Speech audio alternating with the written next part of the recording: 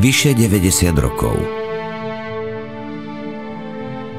2185 premiér. Viac ako 10 000 umelcov.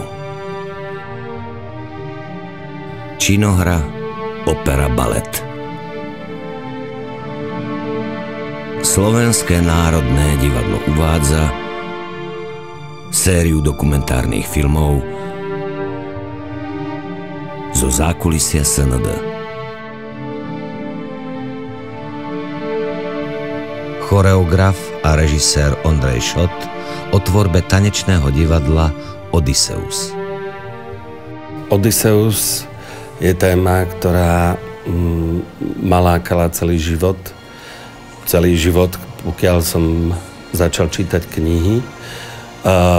Vrátil som sa k tomu príbehu len z dôvodu toho, že ja mám veľmi rád sa vraciať späť do svojej mladosti a do svojej naivity. To znamená, že každý človek, ktorý prečíta raz knihu a potom po určitom období, v určitej etape ju znovu prečíta, tak tam nájde veci, ktoré predtým si neuvedomil, že v tej knihe sú. Myslím, že to je taký aj kontinuálny vývoj divadelnosti v človeku. Preto som sa k tomu príbehu vrátil, pretože aj tak som si myslel, že ten príbeh sme v tej Prahe nedokončili. Vzhľadom k tomu, že pracovali sme na ňom asi 2 roky. Strašne to bolo zdĺhavé, hrozne veľa scén sa tam menilo. Napríklad scéna Lotofagin bola v 43 verziách choreografie s filmom, kombinácií. Ja som sa naučil pracovať trochu s filmom. Divadle, ten film je zaujímavý prostriedok ako svet zázrakov, ktorý pomáha vizuálne vo väčšej fantázii toho daného diváka. Je to návrat, ako sa povie, renesancia, znovuzrodenie zase k tým hodnotám, ktoré v tom Odysseovi som našiel. Odysseus je človek mladý, ambiciózny, drzý, možno aj arogantný, cieľavedomý, veľmi charizmatický, ktorý chce zmeniť v podstate svet a na konci príde na to, počas celého vývoja v tom príbehu príde na to, že zmysel života nie je v tom, či som bojovník, alebo či som odvážny, ale zmysel je v rodine a v žene. Čo ma veľmi oslovuje, že odídem od ženy a vrátim sa po tých rokoch tej žene ako zostarnutý človek a vrátim sa, odídem zo spoločnosti, prídem späť do tej spoločnosti, kde opäť proti mne stojí stena, čiže človek si nevyberie ten život nikde vo svete.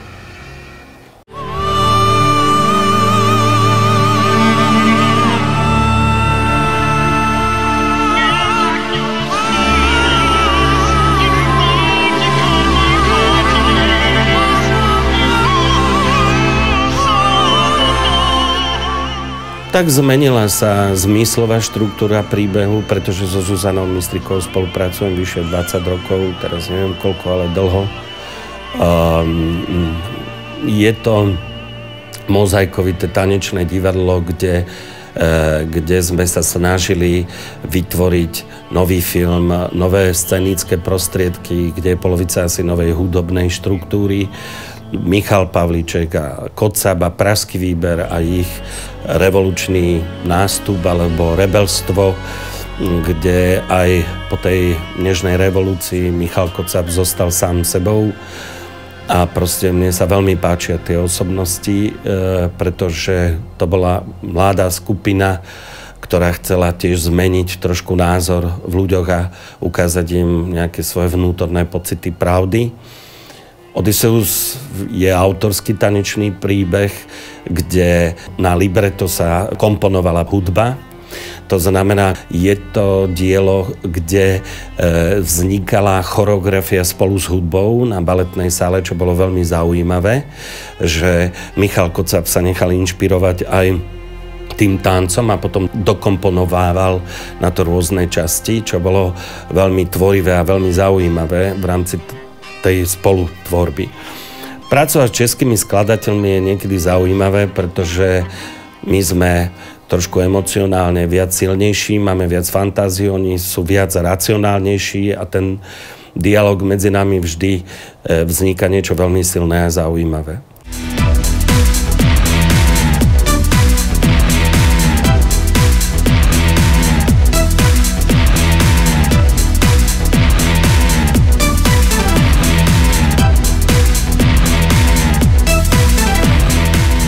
Odysseus je príbeh živého človeka, ktorého môžeme dneska vidieť na ulici alebo hoci kde, bojovníka, ktorý pomôže ľuďom neuveriteľným spôsobom, tým plavcom. Nakoniec kvôli hladu a jedlu sú schopní toho človeka zapredať a nechať ho samého.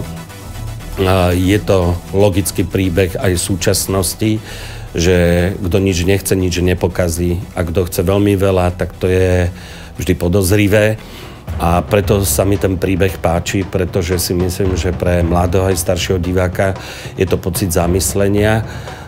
Druhá vec, ktorá je zaujímavá na tom projekte, že je to výtvarné divadlo, že nie je to klasický balet alebo balet typu, kde sa len tancuje.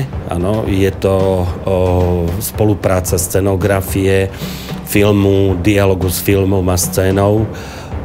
Je to taký pre mňa, ako Wagner hovoril, Gesamtkunstwerk, je to taký súhrn všetkých tých zložiek, kde v tom autorskom tanečnom divadle je to náročné dať dokopy.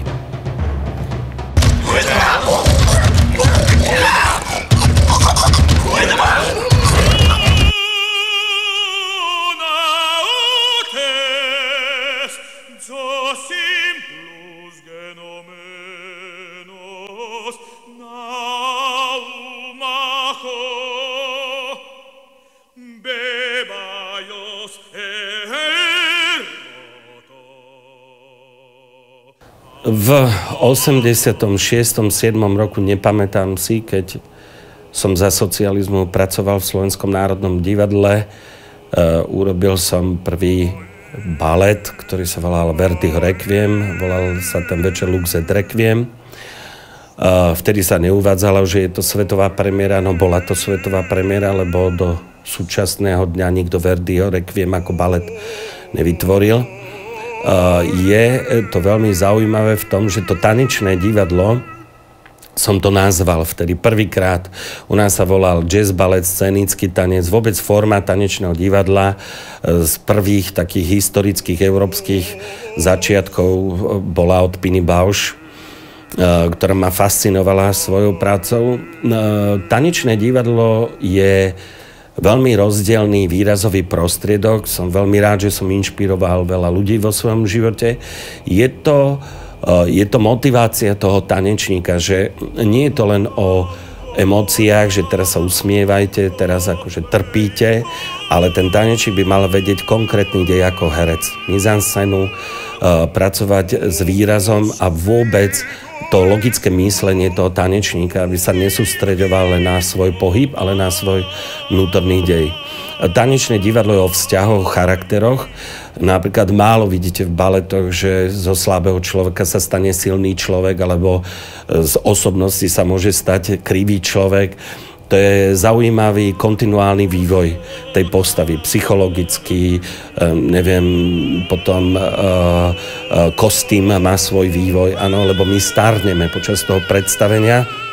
A väčšinou, keď sa tanečníka opýtate, že kde sa to odohráva, koľko rokov prejde, málo kto to vie, pretože tanečníci viac menej pracujú fyzikálnym princípom a preto ten súčasný tanec, ktorý má veľký rozvoj v tanečnom divadle, prináša mozaikovi to veľmi zaujímavé, by som povedal, názory mladých ľudí, slobodné, kde je väčšinou komorný repertoár, tie celovečerné dramatické balety sú málo súčasné, ale to je úžasné, že to existuje a ten vzťah človeka k človeku, vôbec ako ten princíp toho tanečného divadla, to je ako to by malo byť predstavenie, ktorému porozumie divák ako filmu, ako dobrej opere, ako film, akože zabudne na to, že to je tanec, zabudne na to, že sa tam vykonávajú piruety alebo nejaké skoky a dostane sa cez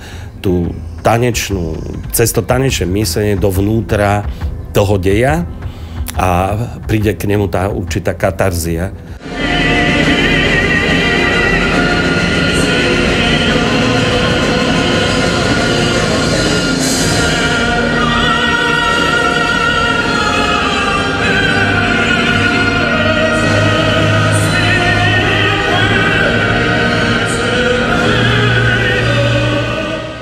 Divadlo je pocit živej emócie.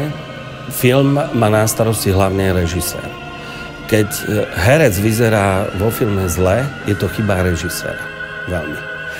Pretože ten režisér je veľmi dôležitý v tom filme, ale divadle to už nie je chyba len režiséra, a to už bude chyba aj interpreta. Divadlo je živý organizmus. Z divadla sa stráca mágia a stráca sa úprimnosť. Je problém, čo je individualita, čo je kolektív. Kolektívne teleso je súhrn nástrojových hráčov, to znamená činoherný, baletný súbor, operný súbor, to ako orchester. Keď v tom orchestri niečo škrípe, tak niečo nefunguje. A to sa nedá pomenovať, lebo to je energia. A tá energia môže vzniknúť len pri potrebe spolucítenia, lásky a takého vnútornej spoločnej energie, ako magického kruhu.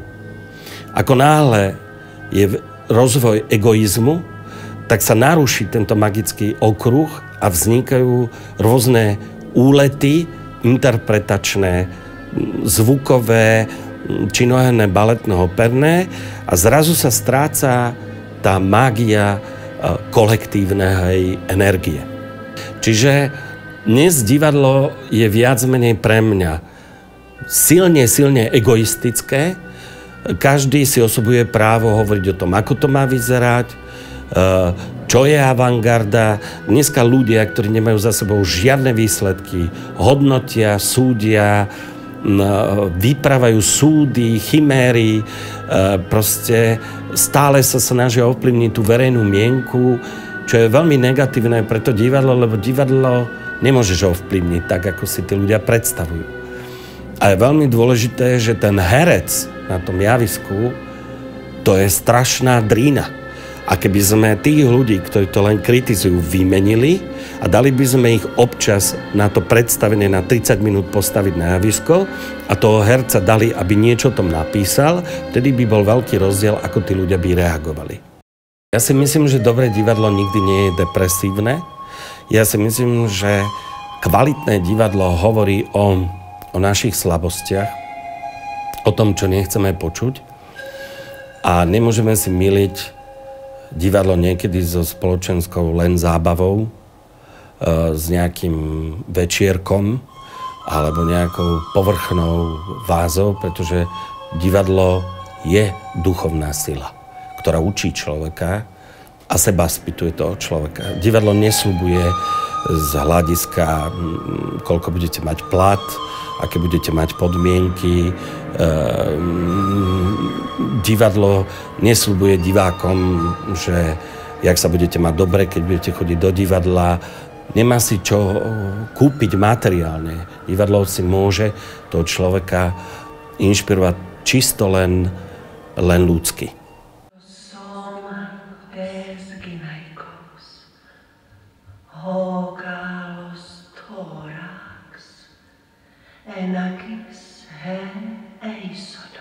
Najdôležitejšie, čo je pre mňa, je milovať diváka.